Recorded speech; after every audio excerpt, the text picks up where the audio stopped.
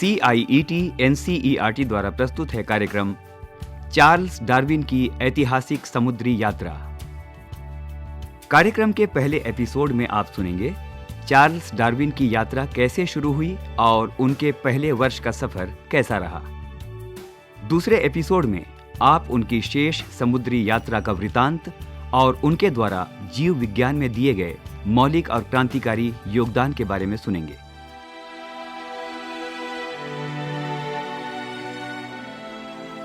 अब आप सुनने जा रहे हैं एक युवक की यादगार समुद्री यात्रा की कहानी। इसने जीवन की उत्पत्ति और क्रमिक विकास से जुड़ी कई गुत्थियां सुलझाई।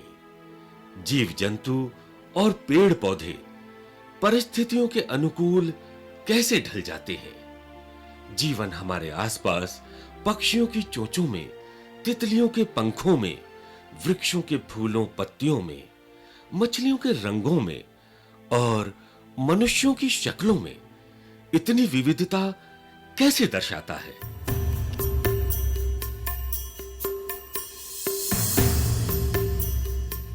ये है HMS बीगल की ऐतिहासिक समुद्री यात्रा। चार्ल्स डार्विन ने बहुत ही यत्न से तरह तरह के प्रमाण एकत्रित किए ताकि ये साबित किया जा सके कि पृथ्वी पर जीवों का धीरे धीरे विकास हुआ और समय के साथ तरह तरह के जीव बनते गए, जिसे आज हम एवोल्यूशन थ्योरी यानी विकास के सिद्धांत के नाम से जानते हैं। ये एक ऐसा निष्कर्ष था जिसने प्रकृति के क्रम में मानव के स्थान के बारे में मानवता का दृष्टिकोण हमेशा के लिए बदल दिया।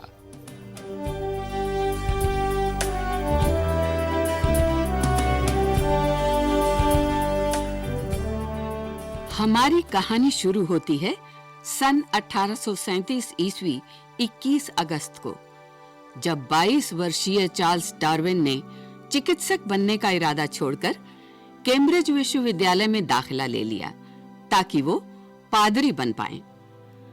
वहां उन्होंने वनस्पति शास्त्र के professor Reverend John Stevens Henslow के हर शुक्रवार को अनौपचारिक प्राकृतिक इतिहास पर आयोजित होने वाले व्याख्यान सुने। O satisfy us early with thy mercy, that we may rejoice and be glad all our days. Make us glad according to the days wherein thou hast afflicted. Professor Henslow Darwin के mentor तो थे ही, बाद में उनके शुभ चिंतक भी बन गए। प्रोफेसर हेंसलो ने अपने प्रिय शिष्य को एक पत्र लिखकर बताया कि रॉबर्ट फिट्जरॉय, जो HMS बीगल जहाज के कप्तान हैं, उन्हें एक सहायक की तलाश है, वो भी जो कोई वेतन नहीं लेगा।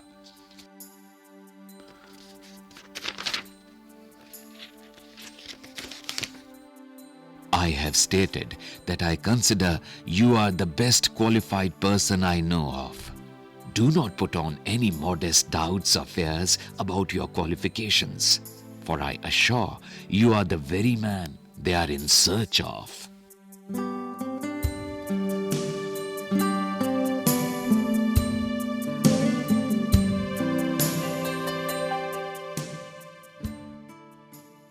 प्रतिष्ठित और समृद्ध नौजवान कप्तान फिट्जरॉय चाहते थे कि उनका साथी सिर्फ प्राकृतिक जीव जंतुओं और पेड़ पौधों का संग्रह करने वाला ही नहीं, बल्कि भोजन की मेज पर उनका साथ देने वाला भी हो। और वो किसी ऐसे अन्य व्यक्ति को नहीं चुनना चाहते थे जो बेशक बेहतर प्रकृति विशेषज्ञ हो और जिसकी सिफारिश भी चाहे किसी भले बुद्धिमान व्यक्ति ने की हो। उन्हें तो चाहिए था एक उत्साही और उद्यमी सहायक जो खुद एक बेहतर मौके की तलाश में हो। 2 सप्ताह के बाद यानी 5 सितंबर सन 1831 को 27 वर्षीय कैप्टन रॉबर्ट फिट्जरॉय मिले अपने से 5 साल छोटे 22 वर्षीय चार्ल्स डार्विन से।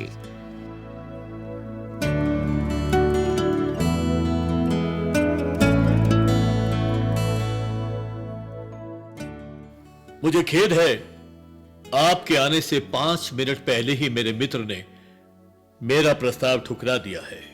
क्या था प्रस्ताव सर? देखिए, मैं ये स्पष्ट कर दूं कि यह समुद्री यात्रा बहुत ही जोखिम भरी होने वाली है। जी। बहुत दिक्कतें आने वाली हैं और ये खर्चीली भी बहुत होगी। और हो सकता है कि पूरी दुनिया का चक्कर भी शायद इसमें शामिल ना हो। पर फिर भी मैं विचलित नहीं हूं सर इस यात्रा के लिए।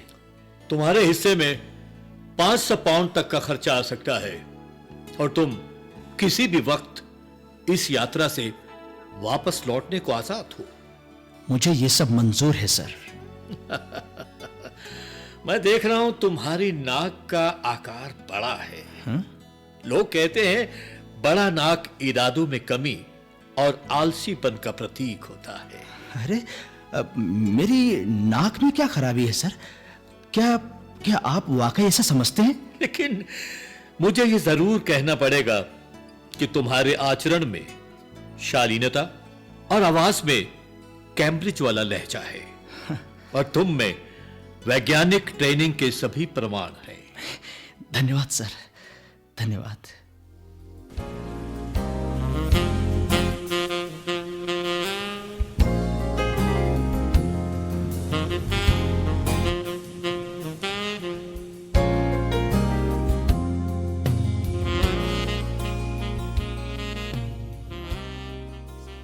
क्रिसमस से 2 दिन बाद दिसंबर 27 की सुबह सन 1831 को पुरवैया हवाओं के साथ साथ बरसात की झड़ी लगी हुई थी।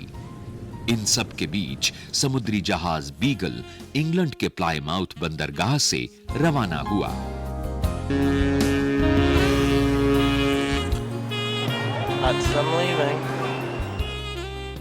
Lord, thou hast been our dwelling place in all generations.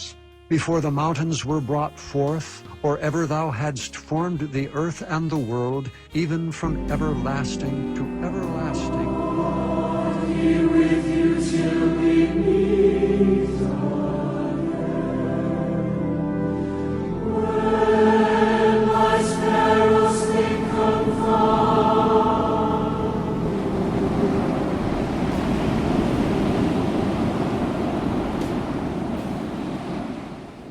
Beagle बेड़े पर सवार 74 यात्रियों में से कुछ मुख्य थे कप्तान और जहाज के मालिक Robert Fitzroy, first lieutenant John Wickham, second lieutenant James Sullivan, shipman Philip Gidley King और इनके साथ थे सार्जेंट रॉबर्ट मैकॉर्मिक, खजांची जॉर्ज राउलेट, चित्रकार ऑगस्टस अर्ल और कॉनर्ड मार्टिन्स, प्रथम श्रेणी के स्वैच्छिक कर्मी चार्ल्स मस्टर्स, एडमिरल्स और यंत्र बनाने वाले और प्राकृतिक विशेषज्ञ साथी जिनका तखल्लुस नाम फिलो यानी दार्शनिक था। और इनके अलावा थे पादरी रिचर्ड मैथ्यू, जिन्हें 3 छोटे कद वाले आदिवासियों को वापस अपने टापू में लौटाने की जिम्मेदारी दी गई थी। सन 1929 में अपनी पिछली समुद्री यात्रा में इन आदिवासियों को फादर मैथ्यू अपने साथ इंग्लैंड ले गए थे। चूंकि डार्विन लंबे कद के थे तो उन्हें बड़ा केबिन दिया गया था। जहाज पर सही सही समय जानने के लिए घड़ियां थीं और दिशा निर्देश के लिए विस्तृत नक्शे भी थे। समय गुजारने के लिए चार्ल्स डार्विन ने चार्ल्स लायल की लिखी एक नई छपी किताब भूविज्ञान के सिद्धांत यानी द प्रिंसिपल्स ऑफ जियोलॉजी पढ़ी। इस किताब में इस बात के सबूत दिए गए थे कि चट्टानों में मिलने वाले अवशेष दरअसल उन जीवों के अवशेष हैं जो लाखों वर्ष पूर्व धरती पर रहे होंगे।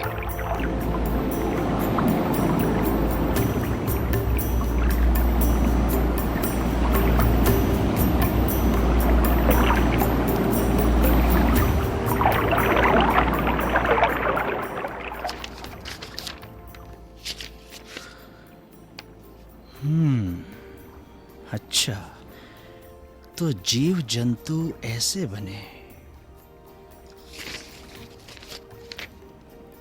इनकी उत्पत्ति ऐसे हुई थी। अरे कप्तान साहब। अरे चार्ल्स, क्या बात है? सर ये बताइए, क्या आपके विचार में इस तरह से जीवों की उत्पत्ति हुई थी?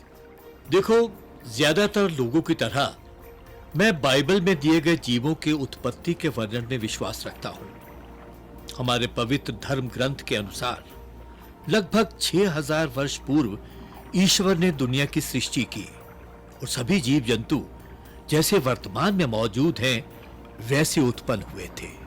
पर मैं ऐसा नहीं सोचता सर। यद्यपि मैं चार्ल्स लॉयल के निष्कर्षों का समर्थन करता हूं। तो इसके लिए चार्ल्स लॉयल ने क्या दलील दी है? चार्ल्स लॉयल कहते हैं, लाखों वर्षों के धीरे धीरे हुए परिवर्तनों के कारण धरती की मौजूदा शक्ल बनी है। इसमें भूमि उत्खनन और ज्वालामुखी से निकलने वाले लावे की गतिविधियां भी शामिल हैं। मैं इस बात को घोर अधार्मिक मानता हूं। ईश्वर के लिए प्लीज दोबारा ऐसी बातें मेरे सामने नहीं कही जानी चाहिए। जी सर।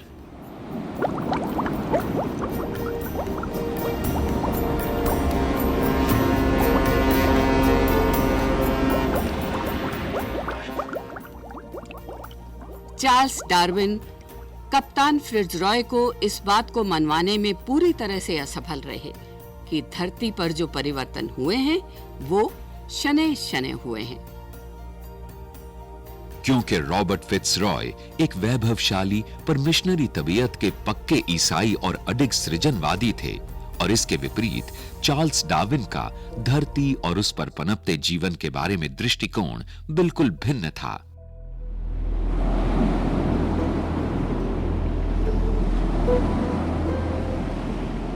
डार्विन समुद्र की यात्रा में किसी टापू की जमीन पर उतरने को बेताब थे। आखिर उनका जहाज मैड्रिया टापू तक पहुंचा तो, पर दुर्भाग्यवश प्रचंड पश्चिमी पवनों के कारण वो तट पर उतर नहीं पाए।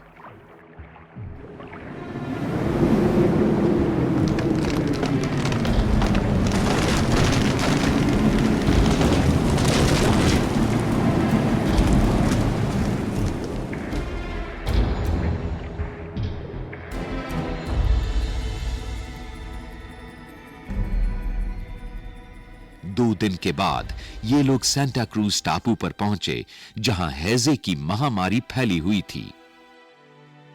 एहतियात की परवाह किए बगैर और बिना समय गवाए फिट्जरॉय समुद्र तट की ओर बढ़ चले। आखिर 16 जनवरी सन 1832 को बीगल ने अफ्रीका के उत्तरी पूर्वी तट से 435 मील सुदूर केप वर्डे द्वीप पर पहली बार अपना लंगर डाला। यहाँ सेंट जागो बंदरगाह पर जहाज से डार्विन उतरे।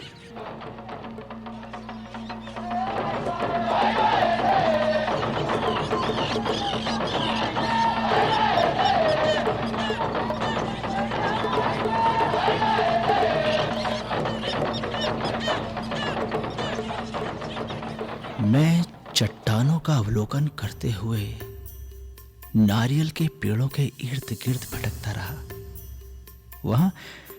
वहां मीठे केले के पेड़ भी थे और अजीबोगरीब मुर्गियों के झुंड भी। मैं ये देखकर बहुत हैरान हुआ कि केटल मछली कैसे अपना रंग बैंगनी से सलेटी कर लेती है। मैंने एक ऐसी ही मछली को पकड़कर स्पेसिमेन जार में डाल लिया।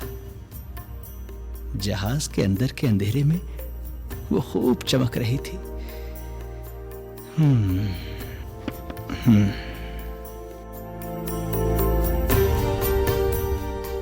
भूमध्य रेखा और अटलांटिक महासागर को पार कर बीगल 28 फरवरी सन 1832 को ब्राजील महाद्वीप के वनों के छोरों पर स्थित एक पुराने परंतु सुंदर बाहिया नामक शहर पहुंचा।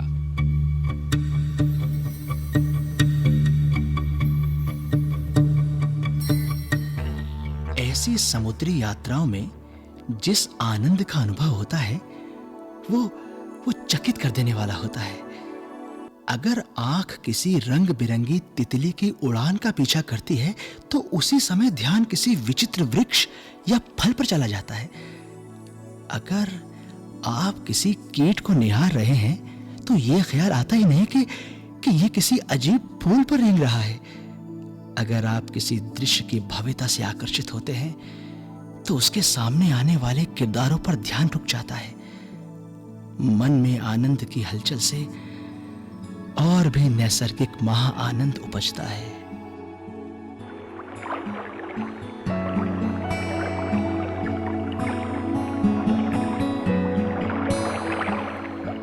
कुछ दिनों बाद ही 4 अप्रैल सन 1832 की शाम को लाखों छोटे छोटे तैरते जंतुओं से लाल हुए समुद्र से गुजरते हुए बीगल ने रियो डी जेनेरो के बंदरगाह पर लंगर डाला। जहाज वहां 3 महीने रहा।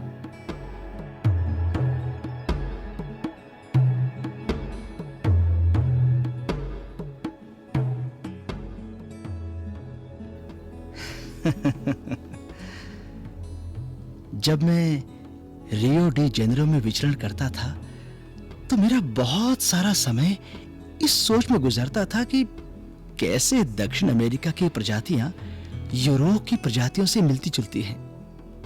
मुझे यह अजीब लगा कि जुदा जुदा परिवेशों के बावजूद प्राणियों में काफी समानता थी।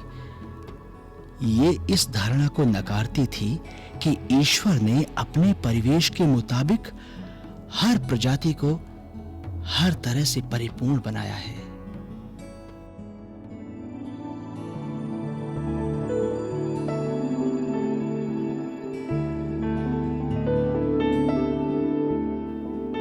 उष्ण कटिबंधीय घने वनों की हरियाली और वानस्पतिक विविधता में विचरते हुए डार्विन ने प्रकृति छटा का आनंद महसूस किया।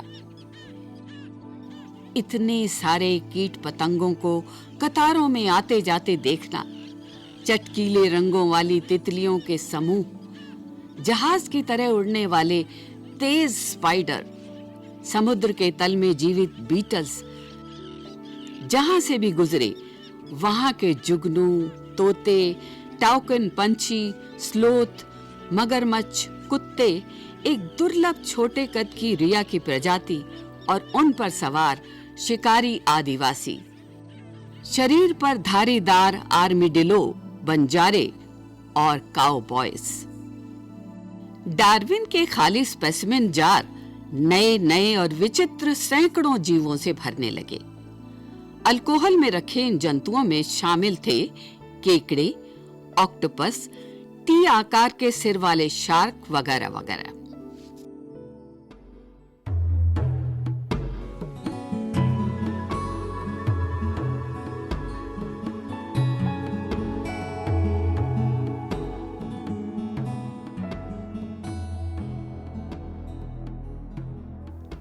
ऐसे भव्य देश में कुछ सप्ताह बिताने से बेहतर किसी और आनंद की ख्वाहिश करना संभव नहीं है। इंग्लैंड में प्राकृतिक विज्ञान इतिहास में दिलचस्पी रखने वाले किसी भी व्यक्ति का चलते चलते ध्यान आकर्षित होना स्वाभाविक है, क्योंकि वहां की उपजाऊ जलवायु के कारण इतने प्रकार के जीव जंतु मिलते हैं कि जमीन पर चलना भी मुश्किल हो जाता है।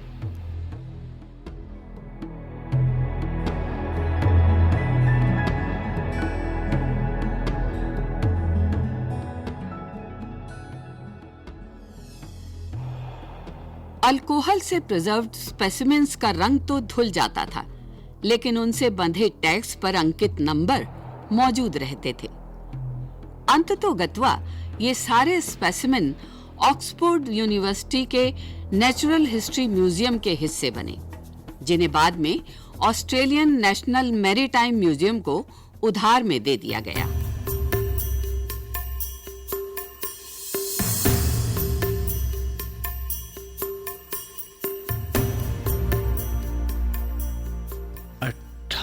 सितंबर सन 1832 को हम अर्जेंटीना के ब्यूनस आयर्स शहर के दक्षिण पश्चिम में 400 मील दूर स्थित बाहिया ब्लैंका द्वीप से सुबह होते ही निकल पड़े और आगे चलते हुए 19 अक्टूबर को 1 महीने बाद मॉन्टे हर्मोसो, जिसकी चौड़ाई 30 मील थी, वहां हम पहुंचे और वहां पहुंचकर बहुत सारे छोटे छोटे रोडेंट्स के अवशेष इकट्ठे किए।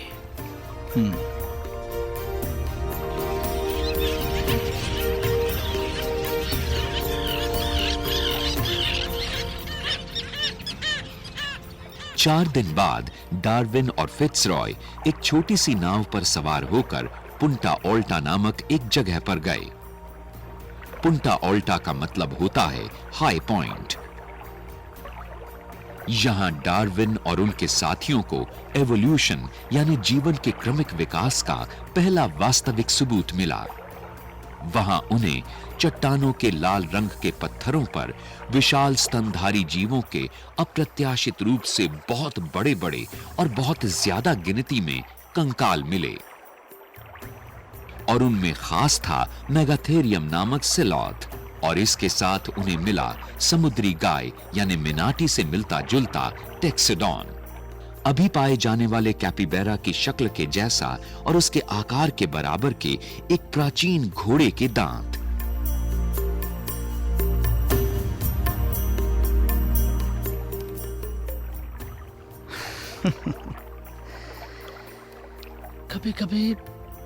कभी-कभी मैं हैरान होता हूं ये सोचकर कि ईश्वर ने बड़े-बड़े जीवों को नष्ट कर उनकी जगह छोटे-छोटे जीवों को क्यों स्थान दिया?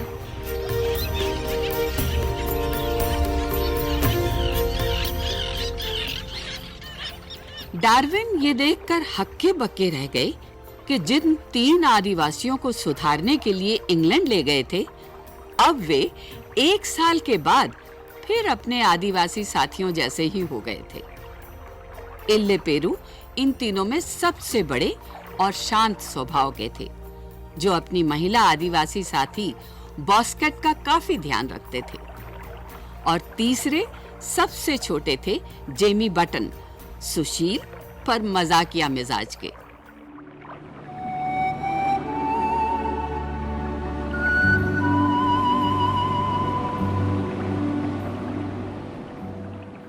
बिना अपवाद के शायद ही इससे विचित्र और दिलचस्प नजारा मैंने कभी देखा होगा। मुझे यह विश्वास ही नहीं हो रहा था कि एक अधनंगे क्रूर वहशी आदिवासी और सभ्य आदमी में इतना अंतर हो सकता है।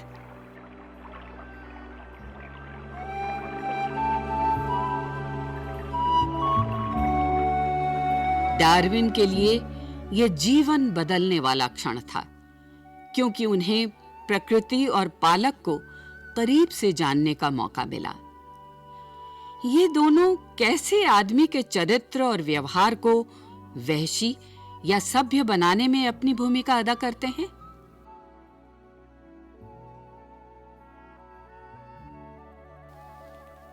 मेरे जहन में जो दृश्य सबसे संजीदगी से अंकित हैं, उनमें ब्राजील के घने वन जो मानव हाथों से अछूते हैं और जहां जीवन का वलवला छाया रहता है, कोई भी इन खामोशियों में अविचलित नहीं रह सकता।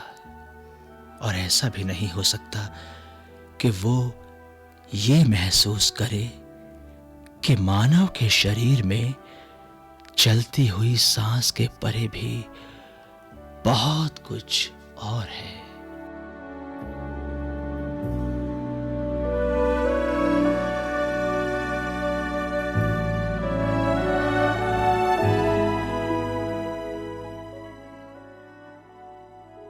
चार्ल्स डार्विन की ऐतिहासिक समुद्री यात्रा। अभी आप सुन रहे थे ये कार्यक्रम। शोध एवं आलेख डॉक्टर जितेंद्र सिंह, हिंदी अनुवाद परामर्श डॉक्टर रंजना अरोड़ा, कलाकार बाबला कोचर, मंजू मैनी, प्रवीण शर्मा, कीमती आनंद और सुनील लोहिया। ध्वन्यांकन बटी लैंगडिंगडो। निर्माण, ध्वनि संपादन और निर्देशन अजीत होरो तथा प्रस्तुति CIET NCERT।